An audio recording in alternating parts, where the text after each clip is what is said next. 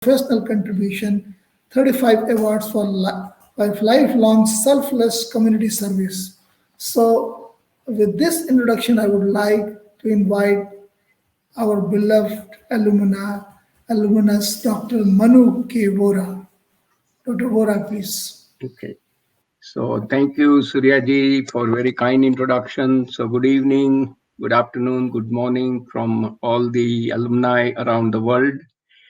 So special thanks to and congratulations to our Vice Chancellor, Dr. Bhatnagar ji, Susila Singh ji, Surya Singh ji, Dr. Rai, all the distinguished guests and dignitaries, and two new distinguished alumnus awardee, Dr. Dubey and Professor Satsangi. It's my great honor to be with all of you to share a few thoughts about implementing National Education Policy 2020. So allow me to share my presentation and I'll work through it. And we will just give me 1 second. I have to bring up the presentation, which is already loaded. And we should be ready to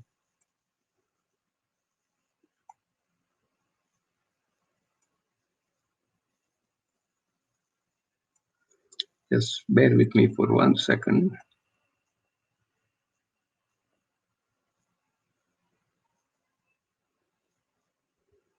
Okay, it's not sharing the screen. Just 1 second, I got it. The technology is different with different platform. Okay, so here we go. And I'll run through this very quickly in the interest of time. So I want to begin with quickly through few higher education challenges we are facing in India and actually around the world. Then the solution is the national education policy for next 15 years. And my personal experience being part of this prestigious group of eminent educationists who were chartered by AICTE under the guidance of Chairman Anil Sahasrabudhe and some of the valuable inputs I was able to give, and I was delighted that the committee accepted those, and then we'll summarize the presentation. So at the highest level in India, well over 6,000 engineering and technological institutions enroll close to about 3 million students yearly, and 1.5 million engineers enter the job market, counting the engineering as well as polytechnic and diploma granting institutes. Interestingly, Aspiring Minds did the survey out of New Delhi of 150,000 engineering students, and they were able to only see 7% suitable for core engineering jobs. So what's happening is our education institutes are not creating graduates who are skilled enough to be productive part of Indian economy, and they are adding to the unemployment rank. Now, based on my teaching in India since year 2006 in business schools and engineering colleges, and teaching here for well over 28 years, I could see the difference between what the way the education is embedded with the old British system. That's the current state on the left, but the desired state is needed. So I'll just focus on the right where we need to go. So we need to have inquiry-based learning and have the best in-class practices embedded for learning. Our academic curriculum must align with the industry needs, and very critical, lack of soft skills in the curriculum needs to be addressed quickly throughout the entire education system. We need to focus on the underlying system of education as well as in the curriculum quality needs to be introduced. Our faculty must have the cutting edge knowledge working in the industry as well as a mindset to continue to renew and upgrade our knowledge. Because if we as a faculty are not upgrading our knowledge, how can we give the best to our students? Now, industry participation is extremely important. We need to invite them to sit on the advisory board and To some degree, BHU, very good work with the alumni cell, but more needs to be done to strengthen the alumni involvement at the alma mater. Now, this is a slice from the National Board of Accreditation, NBA, the graduate attributes required before they enter the workforce. As you see, there are 12 items. Item 1 through 5 are generally addressed to various degrees. Items 6 through 12, which are mainly soft skills, are not being addressed or neglected in most of the institutions. There could be some exception, but the routine is soft skills are overlooked. Now, here we have some information from the World Economic Forum Future of Job reports, which shows top 10 skills needed in 2022 versus 2020. 4 items have been repeated in color coding at different locations, different positions. So reflecting on the left-hand side, think of it critically. Most of the curriculums do not include these items which are required in the workplace from the graduates when they enter the workforce. So will it not be nice to incorporate these areas in the curriculum, give the best to the students so they are going to join the workforce and hit the ground running? So we enter into the National Education Policy, which was approved by the Central Ministry in July 2020. And I'll quickly run through the 4 major sections of the policy, which can become a game changer if we can implement it properly in the next 15 years. School education, higher education are the key areas of focus and making it happen. Now, this is not meant to be an eye test. I'm just summarizing the chapters and the titles of it. The ICT, the focus was starting with chapter 9 through chapter 27. How do we create an implementation plan? So what happened around October, I was doing some correspondence with the Council General of India here about the NEP 2020. And I had Professor Anil Sahasrabudhe on the blind copy. He picked it up and started corresponding, and based on the input I was giving, he was very kind to invite me to join the NEP 2020 implementation committee, which was chaired by Professor Sanjay Dhande and a number of illustrious educationists who were on the committee. Some of them vice chancellors, others are eminent educationists. So it was an honor to represent BHU and IIT BHU on the committee. Here are the 9 areas where the committee focused. I won't read all of these, and I'll be sharing this presentation with Dr. Suryaji, so you can put it up on the website for the alumni cell. Main focus was that we need to be having interdisciplinary, holistic education, more focus on research and innovation, global outreach, and do something about motivating, energizing, and bringing capable faculty, which we heard from the Honorable Vice Chancellor, Dr. Bhatnagarji at BHU, promotion of Indian languages, and integration of technology. Now, there are 3 components: short-term goals in the year 2021. Again, in the interest of time, I won't read into this, but this information is available and will be available through the website, where it will be put up on the alumni cell. Key thing was more focus on vocational education, use of mother tongue at all levels, and ability to transfer the credits and have a vote bank of credits you have earned at one institute to be transferred to the other institutes, and allowing the mix of delivery face-to-face, online, and blended. In the midterm goal, simplifying the structure at the university level, mobility of students, and main focus will be that all the higher education programs will use mother tongues or local languages as appropriated medium of instruction.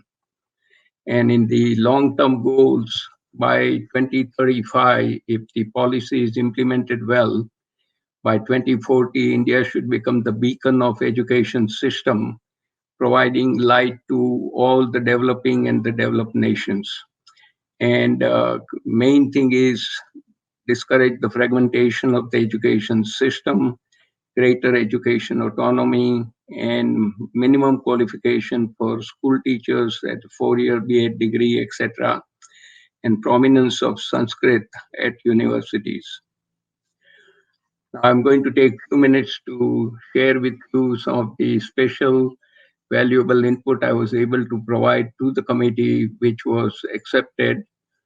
So one, focusing on short-term, medium-term, and long-term action plans and goals is critical because it's a long transformation journey. You can only achieve it when there is a focus, short-term, medium-term, long-term.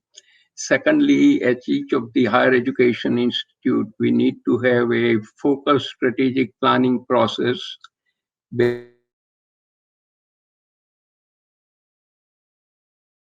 values, goals, and objectives. Focus on strategic plan, but communicate it widely across all the stakeholders at the higher education institute. Third point, engage alumni and industry experts to receive their input on curriculum guidance to upgrade that, placements, help, governance, and resources for special projects. The fourth one, learning from Mahamanaj Ideal. We need to be addressing this issue of community service done by all higher education students to give back to the society and become the social entrepreneurs. And I'm very happy to share that with Mahamanaj Ideal Learning from BHU, we have been working with the Blind Foundation for India for the last 32 years, supporting over 2 million, 1 million adults and 1 million children whose eyesights are examined through our medical partners free of charge. And we also recommended specific faculty development program for administration and leadership, the middle level project leads, and for all faculties. So here is a very important recommendations made that the NEP implementation is a transformation journey which can only be successfully deployed if we train the administration and leadership at the highest level on sustainable change management. There is a Waldridge framework in the US for education excellence, which allows the self-assessment, areas of strength, which we want to keep and continue to improve, and areas for improvement where we do not have the strength and we need to focus on those to fill the gaps, and importance of community service. The middle level, the people who are going to become the project leads, they need to be given specific training in project management and risk management. And by the way, the comments I've been seeing from the AICTE side that in education sector, we do not have much focus on risk management at all. We assume everything will happen for good. And last, all faculty must be empowered in the soft skill program. Now, it's my great honor to have this change management, transformation management, execution experience on the ground since 1985, where I was able to take one education institute, K-12, in my school district, 2 government sectors, Egypt and Turkey, 8 in the corporate sector in the US, 2 professional organizations and 2 nonprofit organizations, including deploying Baldrige Performance Excellence Frameworks since 1989, and design and delivered project management, risk management courses globally, and both of them have been delivered at IIT BHU under the Gyan program and at the Fulbright Specialist program in the Department of Mechanical Engineering at IIT BHU. So here is a quick framework of the US Baldrige criteria for systems perspective for improvement. 7 categories. Leadership is an engine. And then there are six other categories, and strategic planning, customer focus, measurement analysis, knowledge management, workforce focus, operations focus with the ultimate results. And if we deploy this, and tomorrow I have another honor to present how do we improve the World University ranking. This is one of the long-term recommendations I'll be sharing with you in a little bit more detail. Now I'm going to take 2 more minutes before I wrap up my presentation. Now, over the years, I've been deploying this method that students in my classes must be involved in their own learning.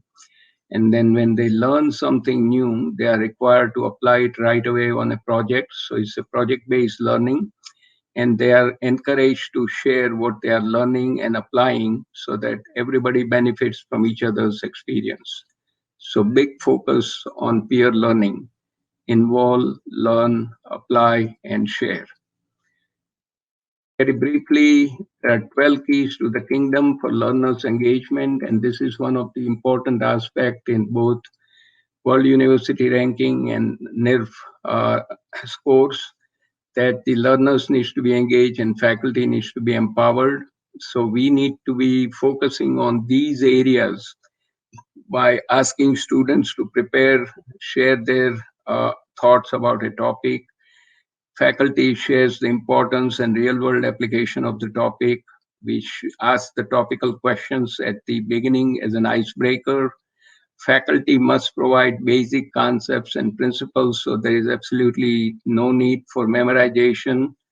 Allow the curiosity and innovativeness for the students to have in the classroom, and ask for takeaways at the end of each session from all students. Harvard Business Publishing had an article about engaging students in the classroom. So items like short polls or voting, create small groups, have role plays, make a team to work on the project for the entire semester, share their project report and the results, bring the guest speakers, and best of all, as a faculty, replenish your knowledge continuously so you can give the cutting edge information. And if we all do that as a faculty, we get the gold star. The other thing is faculty needs to be learning in a collaborative fashion. And this again can happen under the scientific guidance of expert faculty, where while they are learning, they have to do a lot of introspection and reflection. So CSIR, famous acronym in India, Council of Scientific and Industrial Research. The model applies when you go for FDP. Generally, they go sit through the program, collect the certificate, and no knowledge is retained. But if you do that in a collaborative, scientific, introspective, and reflective way, the knowledge is retained, which they can transfer to their students. So in Sanskrit, we have many forms of teachers. Beginning, we are all Adhyapak, we share the information. Become Upadhyay when we add the knowledge component to the info. When we share the skills, we become Acharya. Become Pandit when we give the insight to our students.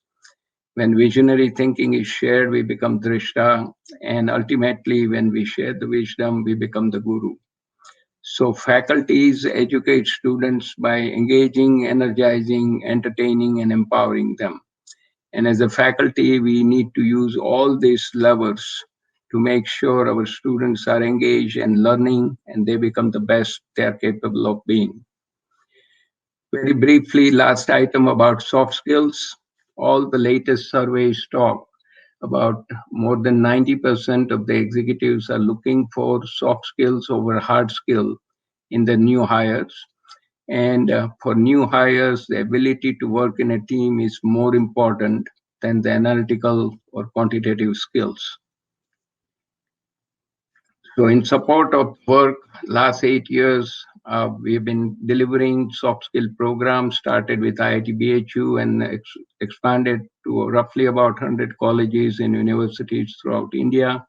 And now we have expanded it to faculty as well. So in general, we do projects throughout our life, whether you are in academic or corporate world or even in education or government.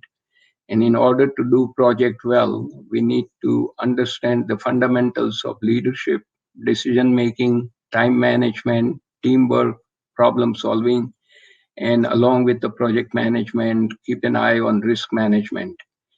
Now, each of these modules have been delivered with a rigorous and collaborative assignments, and very happy to share, as Suryaji mentioned, 9 lakh people have benefited with the soft skill program in the last 8 years.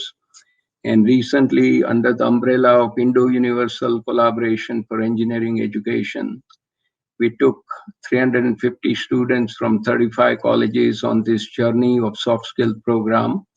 And then last November, December, 78 faculty from 16 colleges and universities benefited from the same program. And they were all excited about learning about soft skill and continue to teach that at their respective institutes. Now, keeping in mind in the 21st century, we need to master 3 critical skills: teamwork, problem solving, and project management. And these should be fundamental items, topics to be included in the curriculum throughout the higher education institutes in India. So at the end, we can learn from Nelson Mandela. He says education is the most powerful weapon which you can use to change the world. I think in NEP implementation, we need to really use that.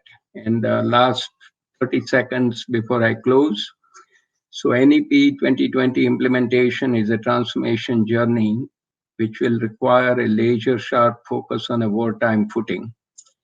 We need to empower all stakeholders for the successful journey. We need to harness their expertise, experience, knowledge, and wisdom of experts for the successful journey. And best of all, from my experience, unless we train the stakeholders, everybody will go in a different directions and we will not have the optimal solution. We need to learn from the global best practices in education sector, bring it to India, insist on execution discipline for NEP 2020 rollout. I think we are very good in talking and debating in India in particular, but when time comes for actions, the debate is shifted to next big thing and ground is totally open. So execution discipline is foundation, and we need to insist on accountability for sustainable results, open to share good practices and results through collaborations, and there should be zero political interference from the government when NEP 2020 is deployed over the next 15 years. So with that, I want to end my brief remarks. And once again, thank you for this opportunity to share my quick thoughts on NEP 2020 implementation. Namaskar to all of you.